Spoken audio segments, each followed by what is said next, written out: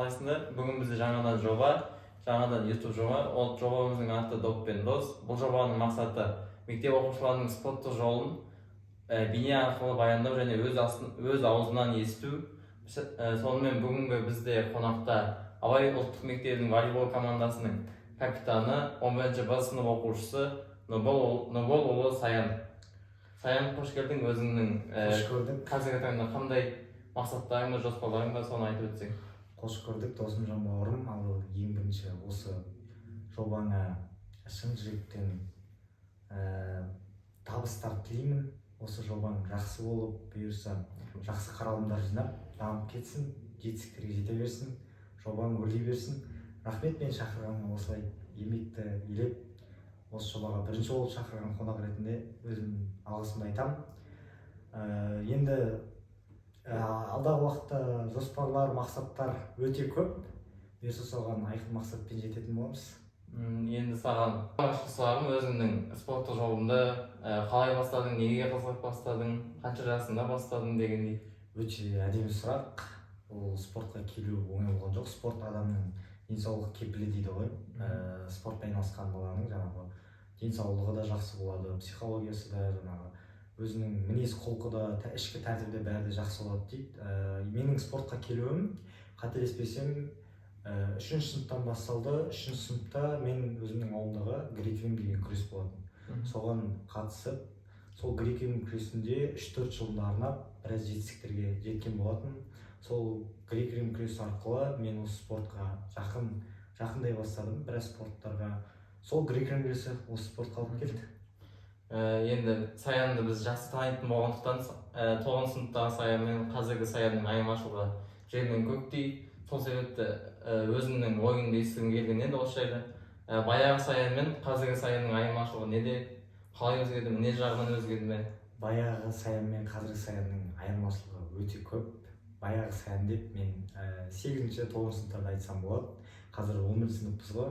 Енді 8-ші 9 сыныптағы Саян менің ойымша ол кезде әлі өспеген, дұрыс жетілмеген, тағы мінез құлқы жағынан болсын, психология жағынан болсын, әлі кішкентай бозбала десем де болады. Сол бұрынғы Саян спорттан да кішкене бойы қысқа болды, прыжок дейді осы волейболда. Сол жағынан кішкене әлсіздеу болды, бірақ ол жағынан берілген жоқ. 11 сыныпқа жаңа болып, жаңа Саян болып өзгеріп келді. Бұрынғы Саян мен қазіргі Саянның айырмашылығы өте көп.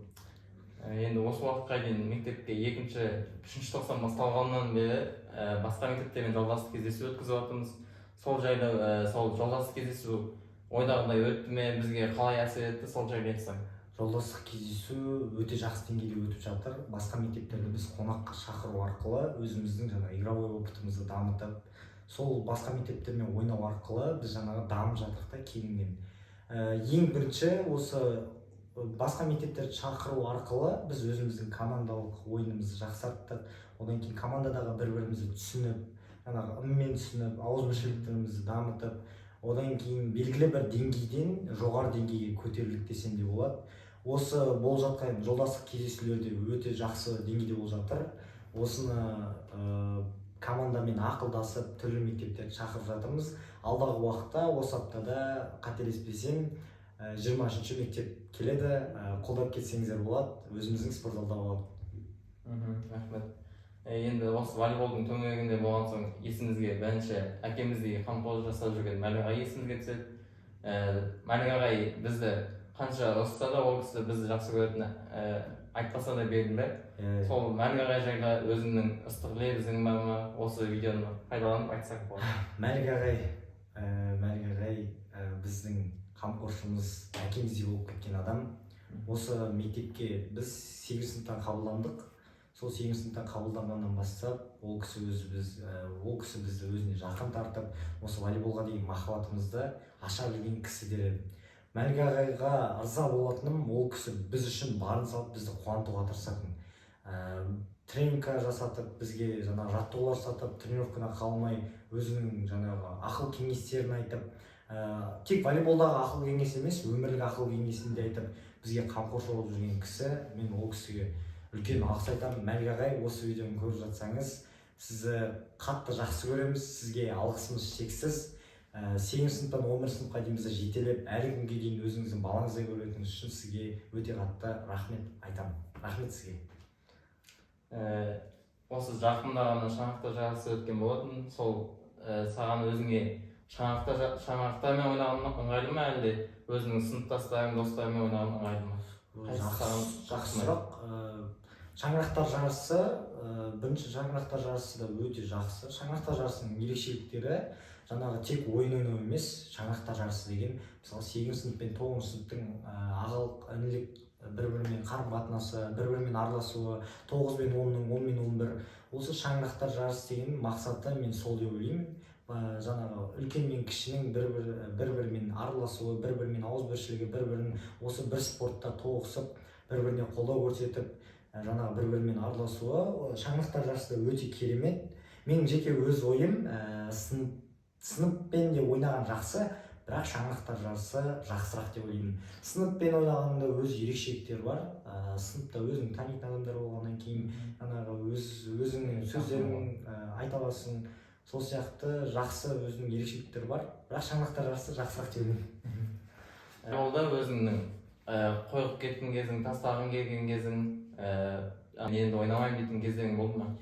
Мен ойымша әрбір спортшыда, әрбір адамда белгілі бір нәрседе жетістікке жете алмай қалған кезде, немесе қиындықтар көп болған кезде сол нәрсені тастап кетуге дайын тұрамыз. Асығыс шешім қабылдаған, ашуланып немесе түнеріп. Мен оны айтатын едім, құрметті көрермендер, олай дұрыс емес. Негізі өмірдің заңдылығы белгілі бір нәрседе, бұл тек спортта емес, бұл өмірде де, бұл білімде де, бұл спортта да бір нәрсеге жету үшін сен бір нәрсені құрбан етіп, сол нәрсеге сынбай, жарты жолдан тастап кетпей, соңына дейін апарсаң, сен соңында соның жемісін көресің. Осы менде де болды, әрине, 8 сыныпта бойым қысқа болды. Енді волейбол спорты бойдың ұзын болғаны, одан кейін жаңа прыжоктың жақсы болған, техниканың жақсы болған қалайды ғой. 8 сыныпта мен кішкентай болғаннан кейін 9 сыныпта да 8 сыныпта да мен основной составтарға кіре алмай қосалқы құрамда отырғаннан кейін менде ой болды осы волейболды тастап кету деген. Бірақ мен ол ойды жеңе білдім. Мен сол бойымның қысқалығы, ойнай алмаған қосалқы құрамда отырғаным менің волейболды жек көруіме ешқандай әсер еткен жоқ. Мен керісінше содан мотивация алып, соңына дейін апарып, осы қазіргі таңда жақсы ойын көрсету жөнінде деп ойлаймын. Сол жаңа өзің айтқандай мотивация алдым, сол қорқынышын жеңе білдім дейсің. Соны қай тұлға бойынша болмаса әлемдік ойыншыларға қойылып еліктедің ба? Өте жақсы. Мен өзімнің өте жақсы көретін бір ойыншым бар. Ол менің кумирім десем де болады.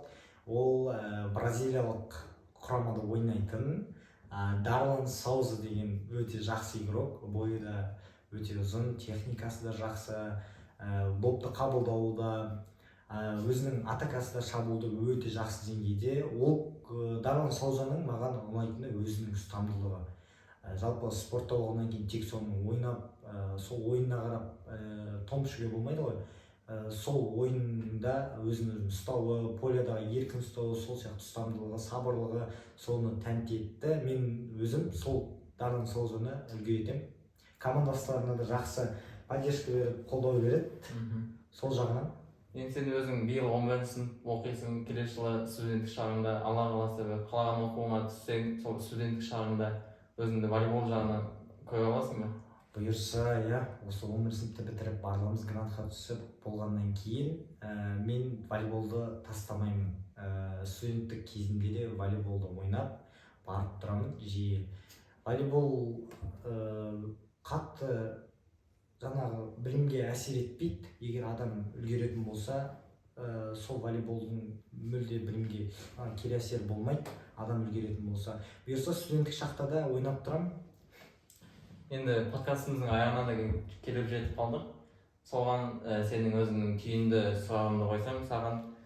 Сен үшін өзің көрген мектеп тарихындағы топ 3 ойыншы оқушы. Тосыннан қалды, әдемі сұрақ. Топ 3 волейболист деп осы мектепте мен 3 баланы айтатын едім.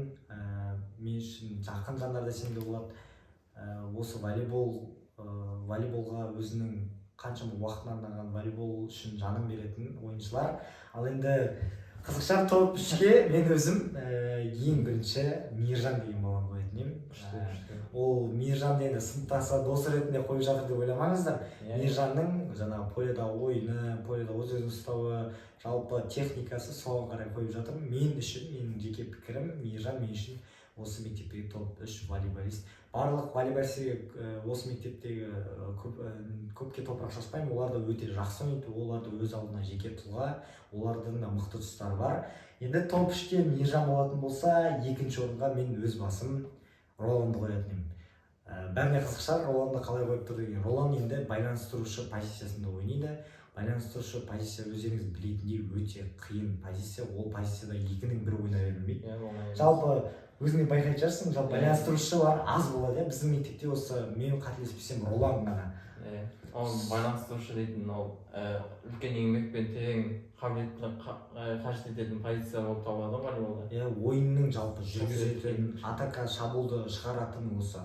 Жалпы ойынның миы десек те ол байланыстырушы.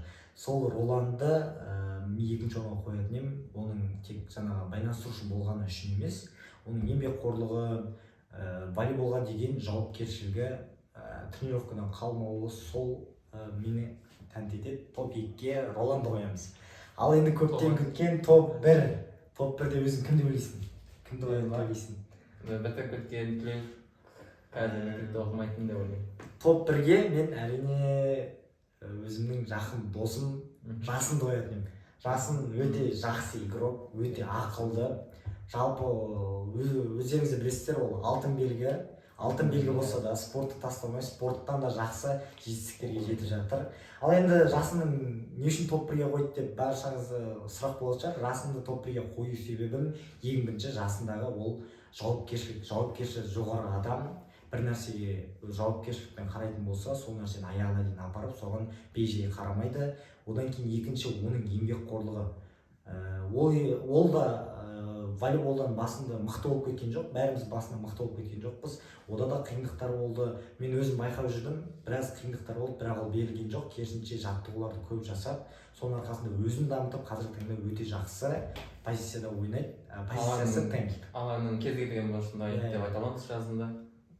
Жасынға алдағы уақытта сәттілік тілейміз. Жасын бауырым, көріп отырсаң, мықтысың бауырым. Құрметті көрермендер, лайк басып тіркеліп кетіңіздер. Доп пен дос жобасын бәріміз бірге қолдайық.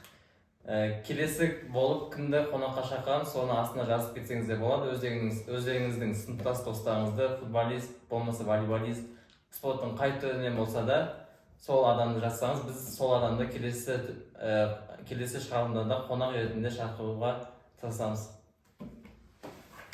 Рахмет бауырым.